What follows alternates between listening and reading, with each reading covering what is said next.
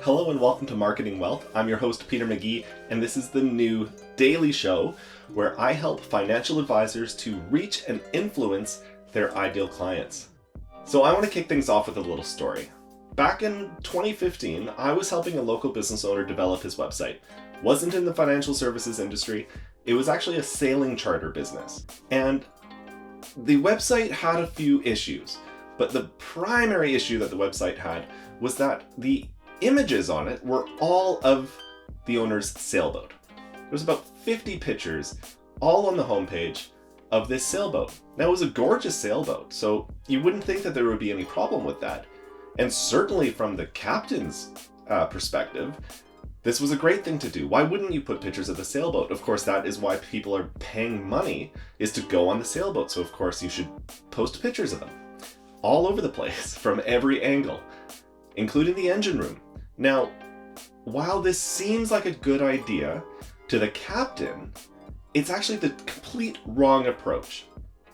So the reason that it's the wrong approach is because the sailboat isn't actually what people are interested in, even though they're paying money to go on it. Now, the captain is interested in all of the features, all of the specs, all of the beautiful pictures. Now, that's important for the captain to be interested in. And we, as people who go on boats, want the captain to be interested in those things. In the same way that when you go to see a doctor, you want the doctor to know a lot more about medicine than you know.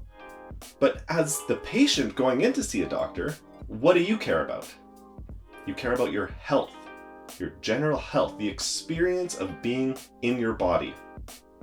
And so, using that same logic, what did we do to this website? We took off all of those pictures of this gorgeous catamaran, except for one. I let him keep one, and the reason was so that when people went down to the marina, they knew which sailboat to look for. They had a point of reference based on the website. But that's it, he got to pick one. The main picture on the website that we went for was the ocean. The ocean with the bow of the boat in the foreground. In the background, a sunset over a horizon. And two wine glasses clinking again in the foreground. So why? It barely showcased the sailboat at all. What we did was acknowledge why people book themselves onto sailing charters. They don't book themselves onto sailing charters to learn everything they can about a sailboat. You can do that online. You go on a sailing charter to experience the ocean, to experience being away from land. Because what's on land? All of your problems, your office, your bills, your mortgage, everything is on land. And if you've ever had the experience of taking yourself out on a sailing charter with someone who knows what they're doing, you feel all of those things evaporate. In fact, as you turn and look back towards shore, you can actually see your problems getting smaller. It's a wonderful experience. I recommend it to you if you haven't done it already. Now, what does this mean for you? I want you to think about that story for just a moment and put it into context of your business. You're a financial advisor. You're part of a wealth management team.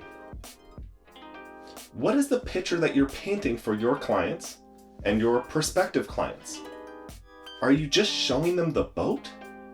Are you just talking about the different kinds of life insurance or group benefits packages or asset management strategies? Those are the things that you, as the captain, should care about and should know a lot about. But it's not necessarily what your clients care about. In fact, you might be turning them off and overwhelming them with all of those pictures of your sailboat, if you're following me here. Instead, you want to paint a picture for them to allow them to visualize what it will be like once you've worked together for a while and they get to experience the outcome. You need that picture of the horizon, the sunset, the ocean, the wine glasses. What is that for you and your business? What is that for your clients? That's a really important thing to think about. Not just from a marketing materials standpoint, that's fairly superficial, but just from a brand standpoint. What does your company represent? What do you represent for your clients? I hope this has put your own marketing strategy, your own branding strategy in a little bit of perspective. And when you feel yourself getting lost in the weeds of how do I communicate this information to new clients, just think of a sailing charter.